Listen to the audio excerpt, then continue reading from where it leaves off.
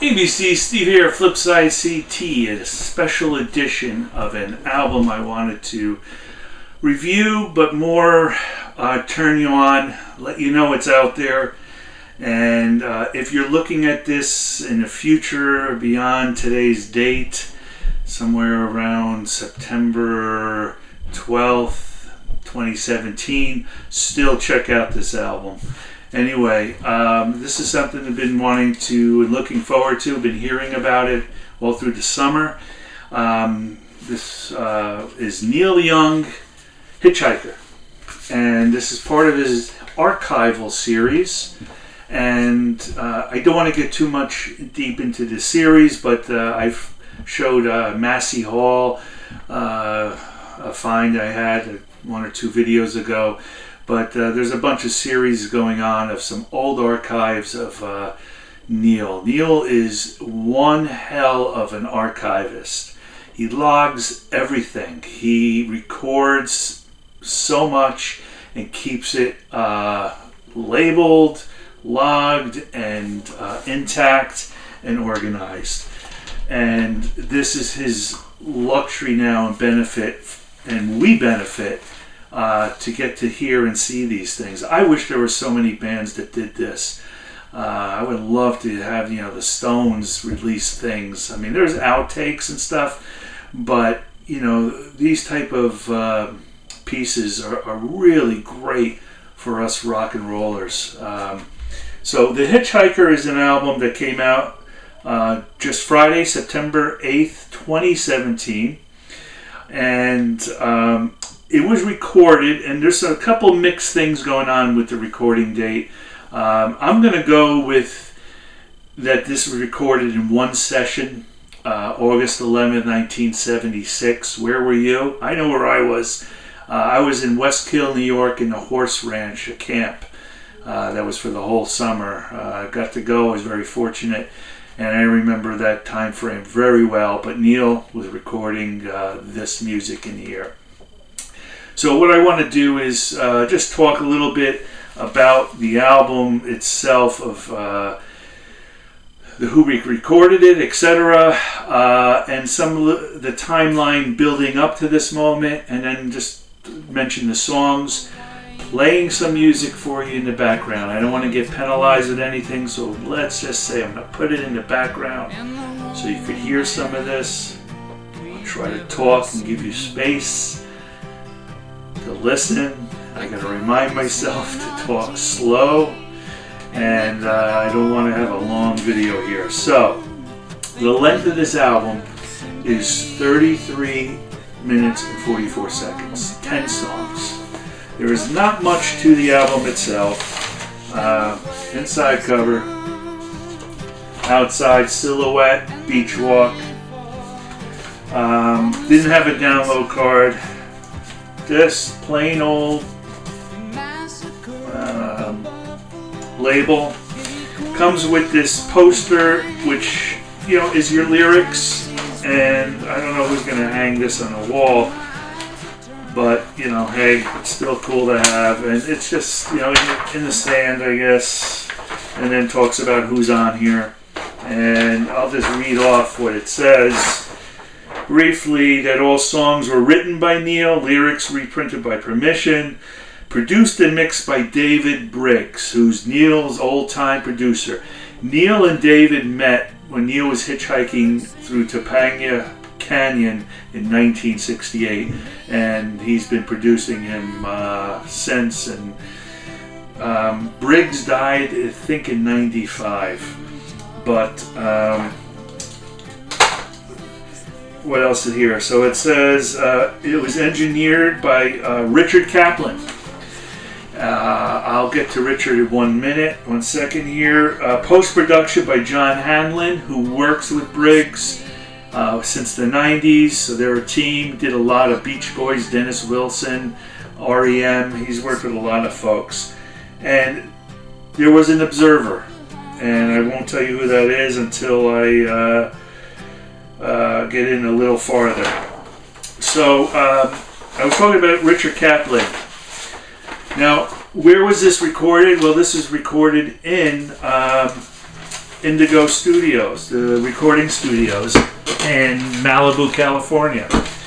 And 60-acre location in the hills, view of the ocean, just beautiful, serene place. It's no longer there. I think it was gone in 2006. I don't know all the history, but you could check that out. I think they do have a Facebook page called like Rest in Peace, R.I.P. But Kaplan owned this. He did the engineering, helped out. He was interviewed in 2014 about this session by Studio Rat HQ, and he actually died in 2014 later on in the year. So very sad, Richard Kaplan. But what he did talk about was that these were very private sessions. Neil loved Indigo. He loved it so much he wanted to come there 3 times a month and record songs. He wanted also to come on the full moon. Basically because he just loved the feel, the vibe, the energy, the ambience. He loved the coyotes howling outside and just the view of the ocean. So it really clicked for him. And he stayed on with going there, very often to the studio, even after this. So this was, I believe, one of the first times he went there. And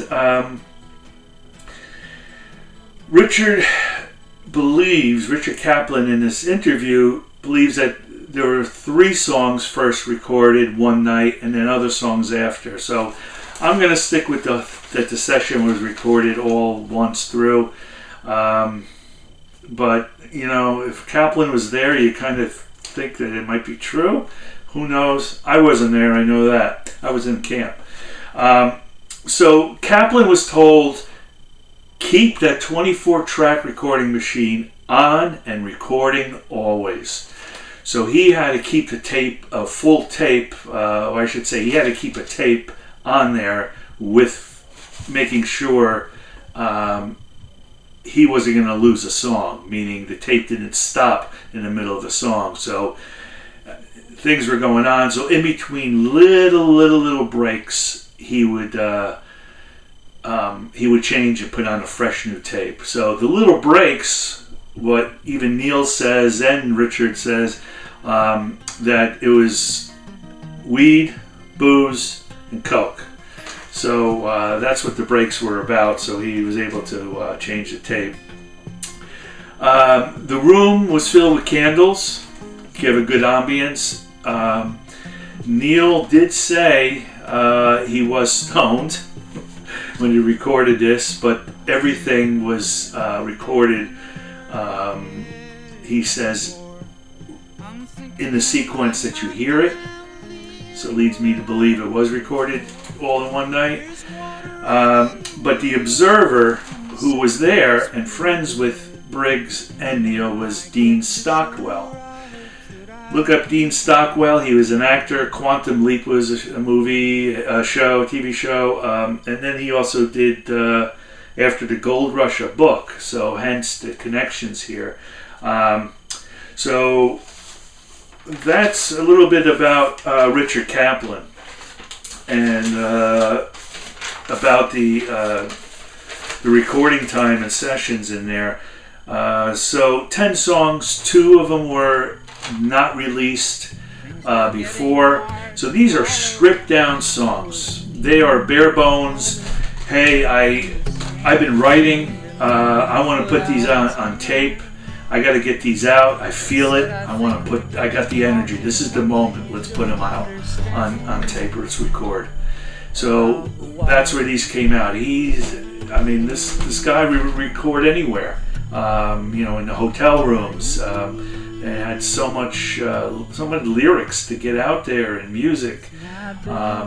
So anyway, that's what this album is about.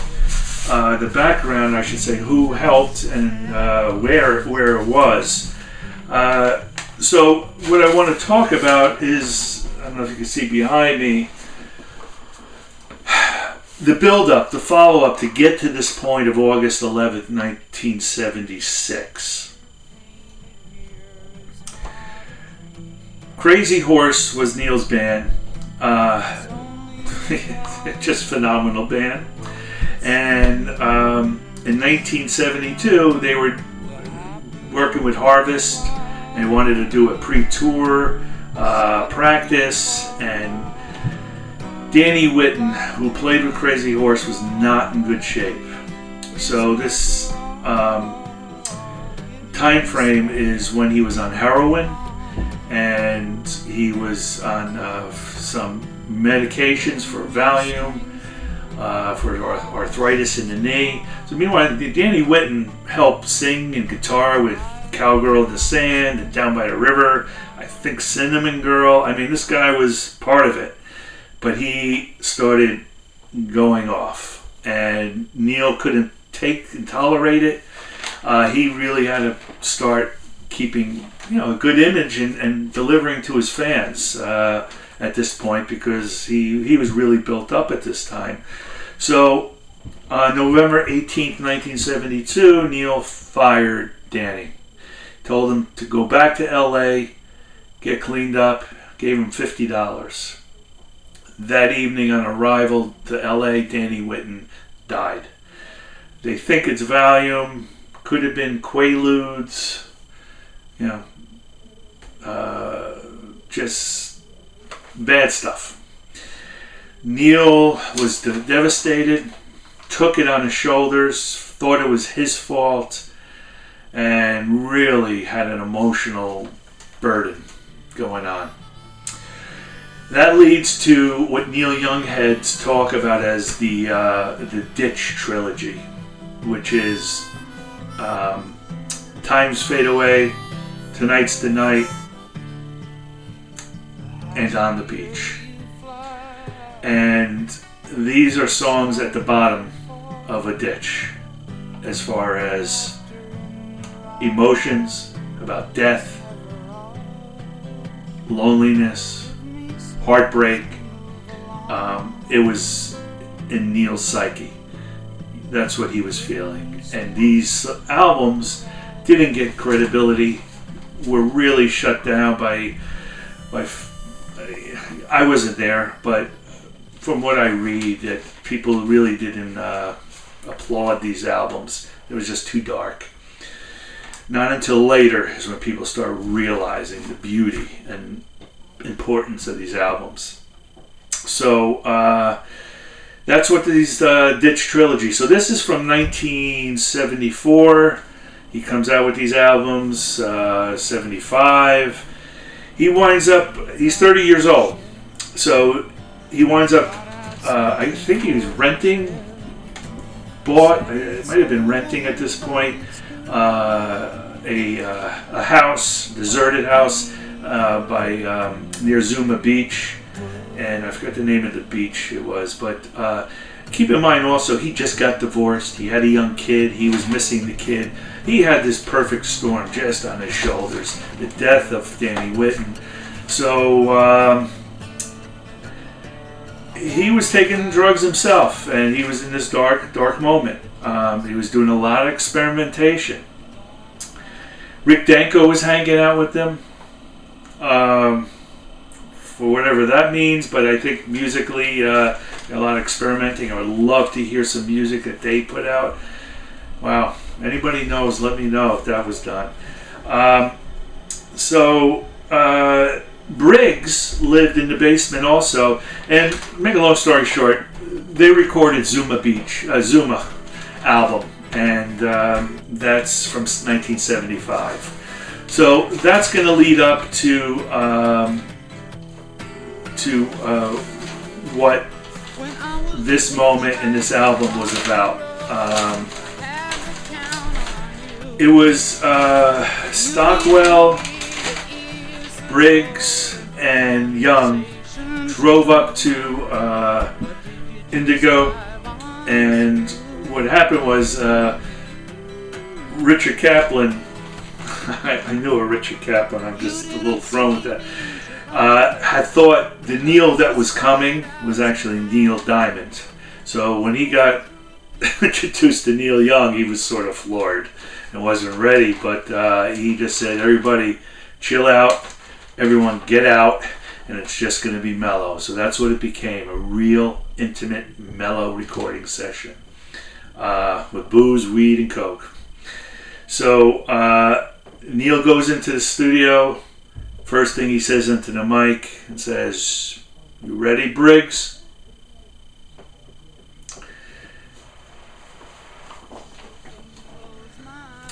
So that's the earliest recording of these songs.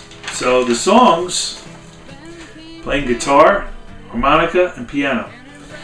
Again, 2 songs are new. So Pocahontas, which later came out on Rust Never Sleeps, 1979. Powderfinger, Rust Never Sleeps, 79. Captain Kennedy came out in Hawks and Doves, 1980. Hawaii is the new song, which is a sad ballad. It's about a drifter trying to get back. This is sort of a weaker point of the album. Give Me Strength is wonderful. All these songs, and you know what? All these songs are great. Let's just put it that way. Hawaii is probably still weak, but all the songs are great. Give Me Strength. He did play live. Ride My Llama went out on Rust Never Sleeps, 79. Hitchhiker went out on Noise, 2010. He played that electric guitar. Campaigner was from Decade, 77. A verse was removed. Human Highway came out on Comes a Time in 78 with Crazy Horse. The Old Country Waltz, he plays piano. That came out on America Stars and Bars, 77 with Crazy Horse. So this is an archival release. It's not bootlegged before. This album has these wonderful historic pieces of songs on it. I'm highly recommending it, especially for the Neil Young fan who's probably watching this and saying, yeah. And again, if you're not a Neil Young fan, just give it a listen, see where you're at with it, maybe one day.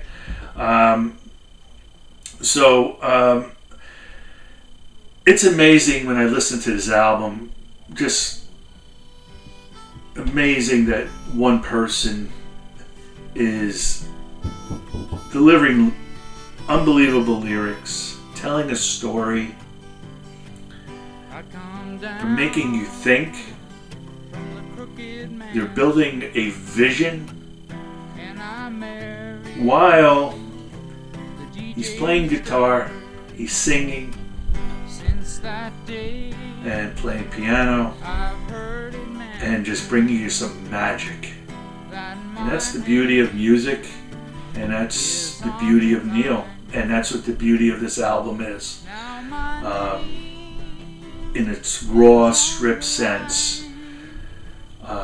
When I listened to this and played it, when it ended and the silence was just there, I felt numb. I felt a little lost and like more. It could have been longer. It could have been a couple more songs, but I just flipped it over and played side one again on my vinyl. So I'm giving it definitely many thumbs up.